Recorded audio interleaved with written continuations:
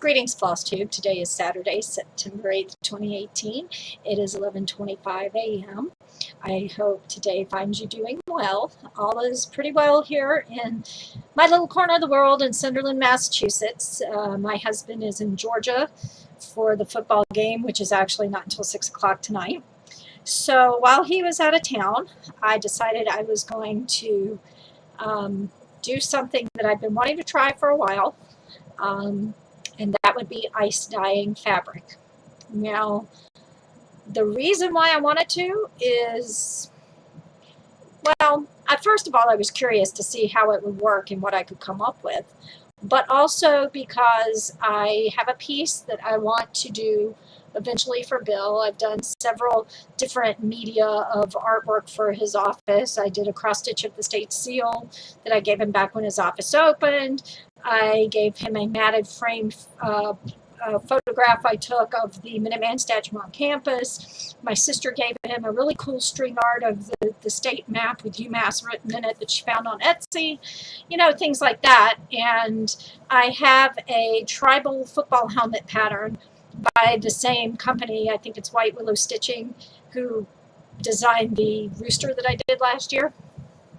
And what I had wanted to do was get a piece of maroon fabric and stitch the football helmet in white, because maroon and white are our primary colors of our school colors. The ancillary colors are gray and black, so I wanted maroon fabric, but it was darn near impossible to find anything that was remotely close to our school colors. And it really irritates me, because if I'm going to use maroon, I want it to be maroon. I don't want it to be some other non-maroon color.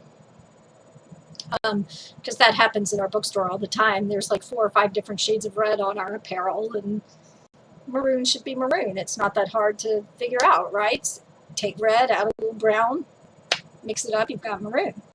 So I decided that I was just going to try my hand at dyeing my own fabric and see what I could come up with, so that I would have a piece of hand-dyed fabric to do this tribal football helmet on. And I started looking online, found some tutorials, and some people used RIT powdered dye. And I thought, well, that's cool, because RIT you could probably find at Michael's. Well, I went to Michael's, and they primarily had the liquid dye, and a couple of packages they had of powdered dye were just routine colors, like I think they had a blue and a red or something. So I was like, okay, well, maybe I can order online. Maybe there's more color options online. So I thought I'd try that. Well, I Googled ice dye fabric, and I Googled ice dye fabric tutorials just so I could get an idea of how to do it. And the first website that came up was Dharma Trading Company, which is out in California, and it's been in business since 1969. And they sell fabric dyeing accessories and fabric blanks for people who dye fabric. So not only did I find a great tutorial there, I found all the products I needed, which I'll show you in a few minutes what I used. And so I bought a maroon and a pewter, and I bought a seafoam and wisteria. And I'll just go ahead and show the fabrics first. Now, I'm not ever one to toot my own horn about anything. I'm pretty humble, and I don't usually self-aggrandize at all. But I actually really impressed myself with my skills. Last night I came in and I set this, and I guess it was about 10 o'clock when I actually got the ice on the fabric, because I had done all the prep work.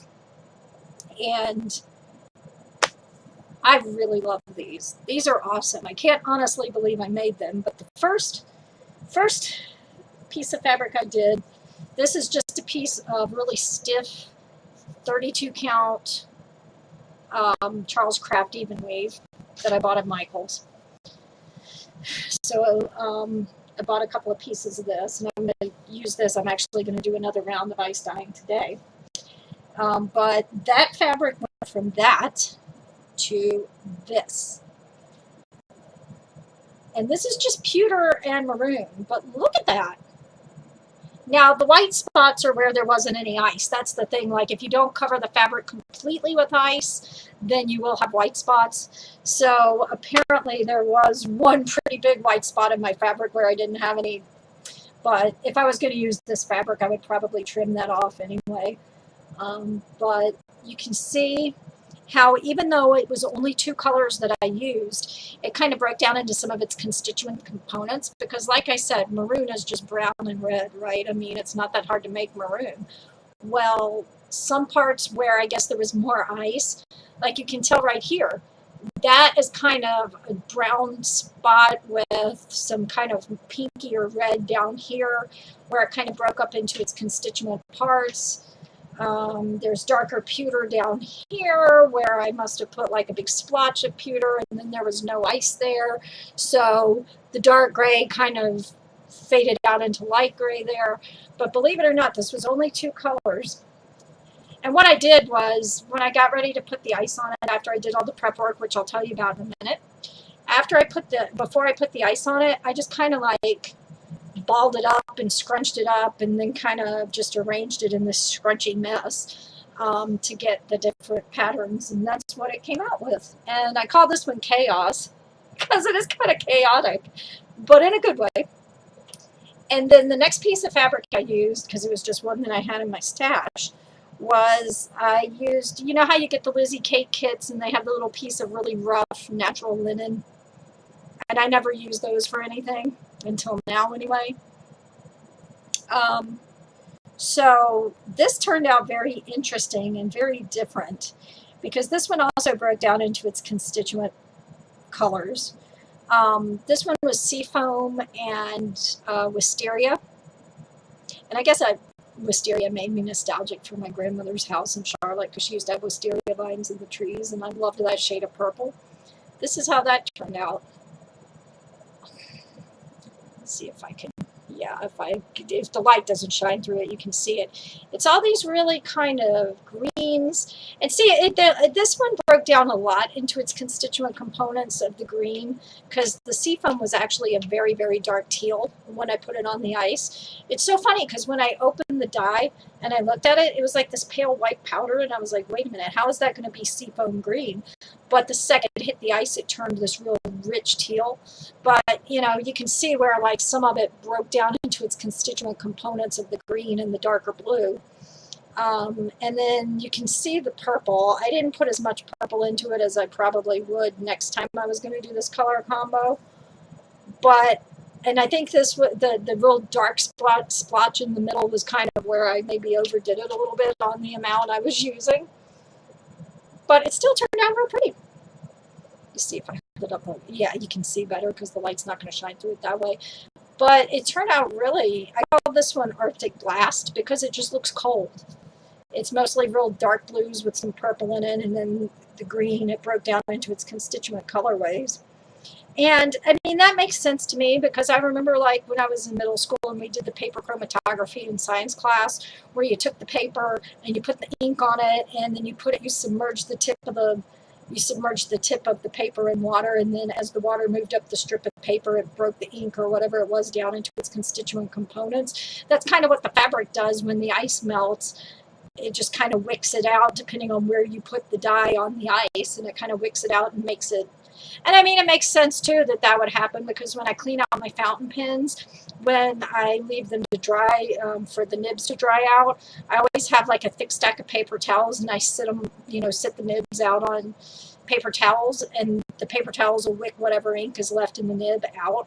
And you can see, like, I have this one ink that's orange, but it always breaks down into like a yellow and a peach color, which is interesting that would be orange. But, you know, you can always break down ink or dye or something into its constituent components just through the addition of water. So that's clearly what happened here, because I didn't use green at all. But there's actually, because I just used the seafoam, which was like a teal, and then the wisteria. And of course, again, the white spots are where there was no ice, but that makes it look cool. The only one white spot that I really don't like is the one on that one there, because that one was just clearly a oopsie moment. But this, I believe, was this 32 count? Yeah, this was 32 count fabric as well, because I bought that one last night to use, and then I found this in my stash. So what are the steps? Well, it's actually not nearly as difficult as you would think to do this. This is still pretty damp, so I'm going to put it in a delicate cycle on the dryer, just to kind of let it. Now, the one thing I think I'll do differently with this next piece of fabric is you always pre-wash with this specific textile detergent that I'll show you in a minute. And that's to take out the sizing, because if you feel this is like a stiff-ass piece of fabric, folks, pardon my French, but that's usually what people don't like about store-bought Aida.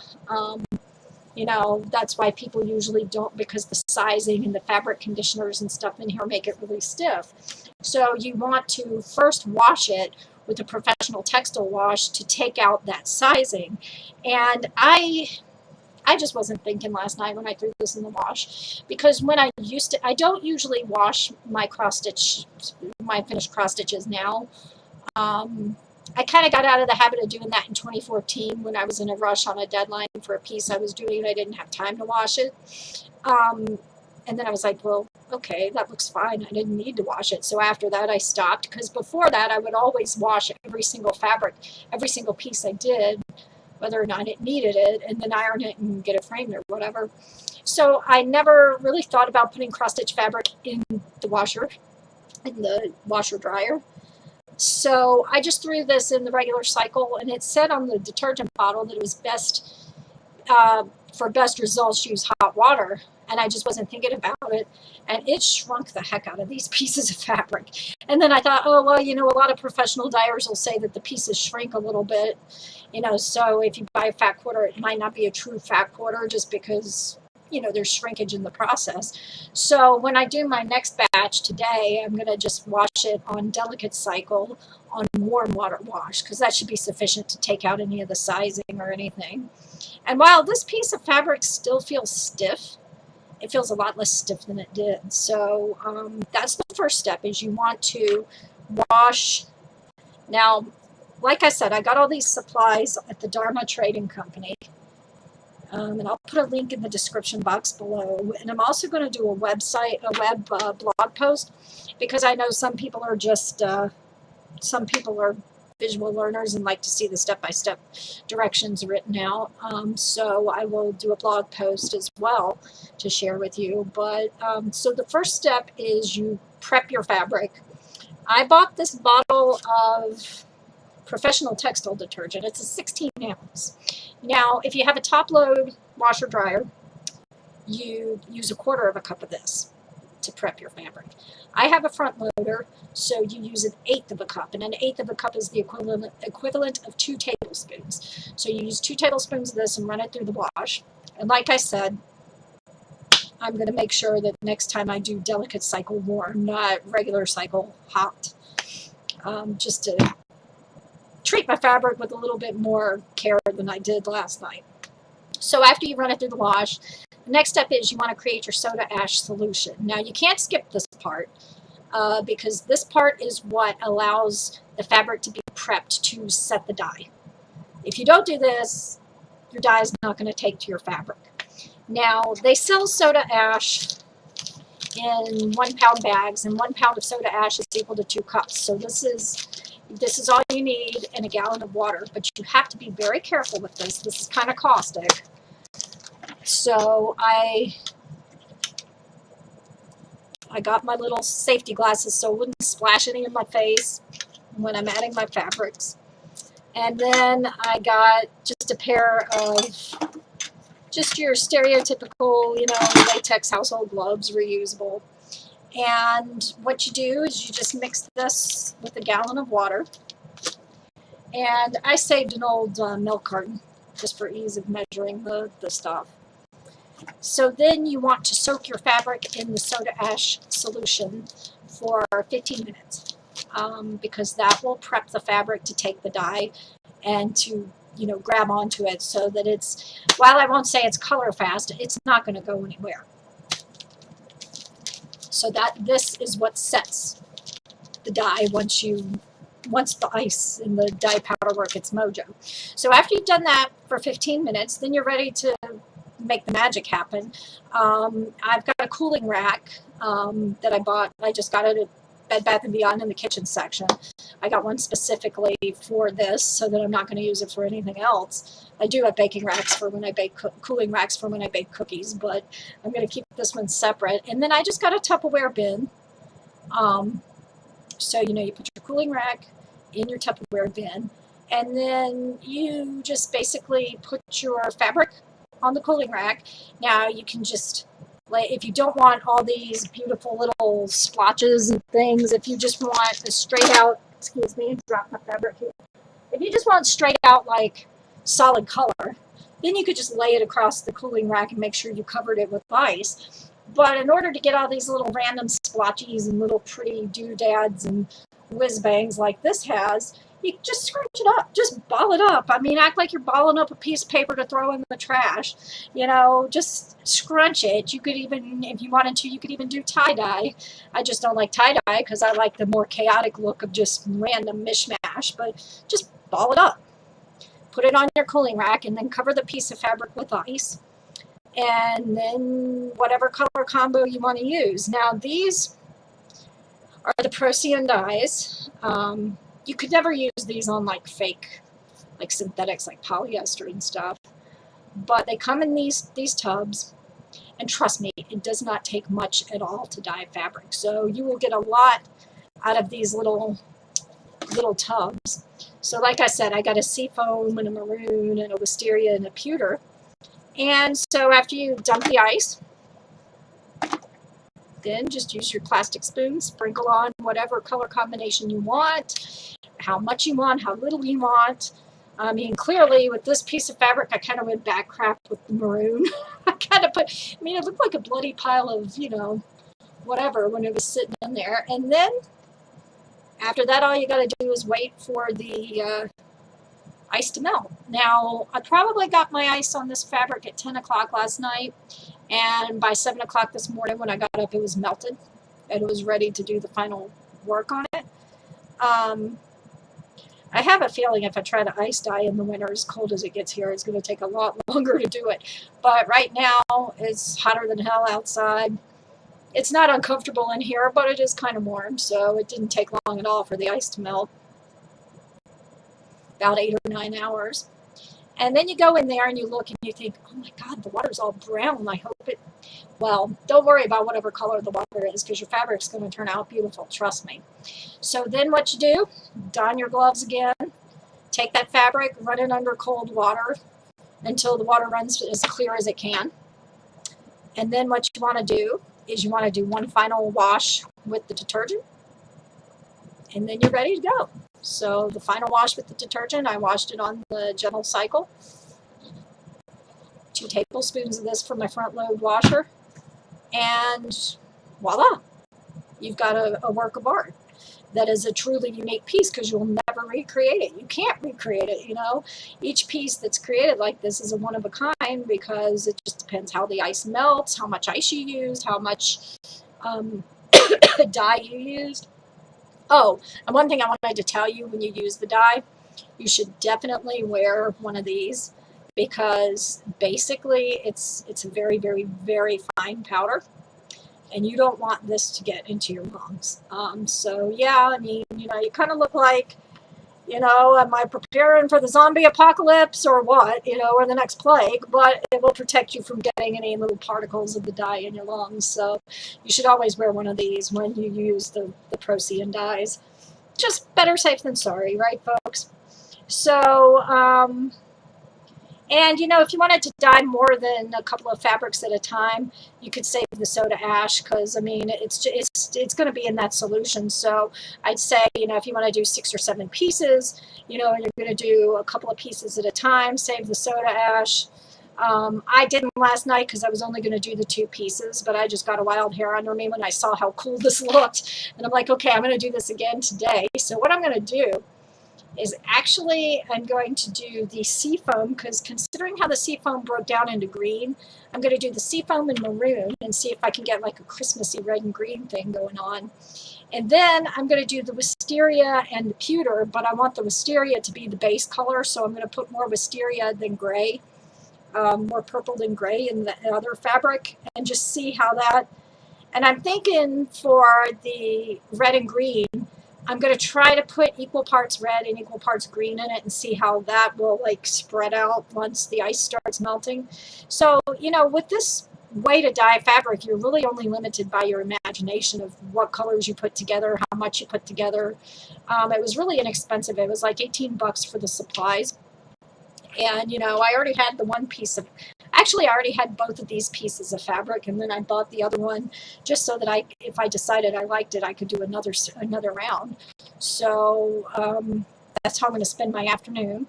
But basically, once you get to the part where you dump the ice on it, then it's just wait for the ice to melt, which is probably the hardest. That's probably the hardest part to get through because you want to see what it's going to look like. And I was just like, impatient. I was like, and every time I went in the bathroom, whether I went to use the bathroom or I was brushing my teeth last night before I went to bed, I was like, oh, it's gonna be pretty. I can't wait to see it. I hope it turns out good. And then it did not disappoint me.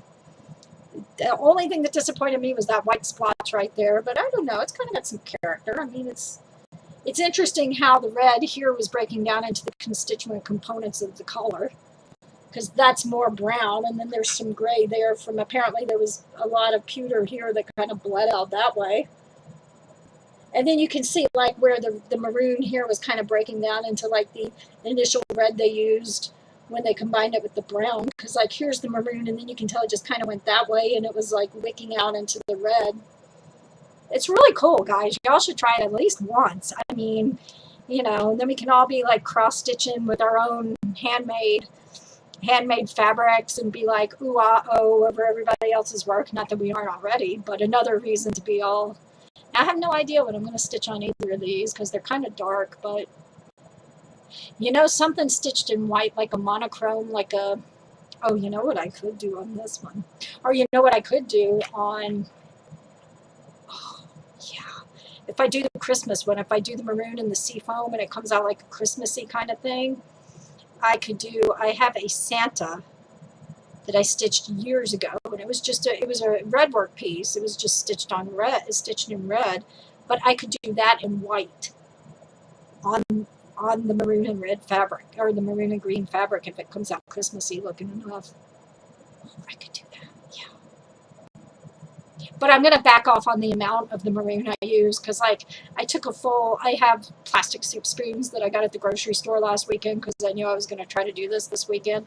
So maybe don't use a full soup spoon of dye. Maybe you just use a little bit and then maybe get a lighter red. But I'm still really pleased with how these turned out for my first attempt. Like I said, I'm not one to toot my own horn, but toot. I'm very pleased with this. Not sure what I'm going to use either of these for to stitch on, but you know, at least I can say that I tried something new and I really love it. Now I have a feeling I'm going to go down an ice dyeing rabbit hole. But I need to, if I'm going to take a shower in the morning before church, I need to get a move on so that the ice will melt and I can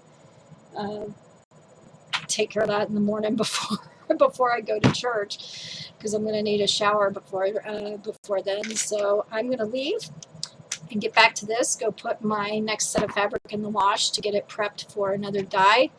And if it turns out well, I will be back with another little Flosstube interlude to show you my next two pieces.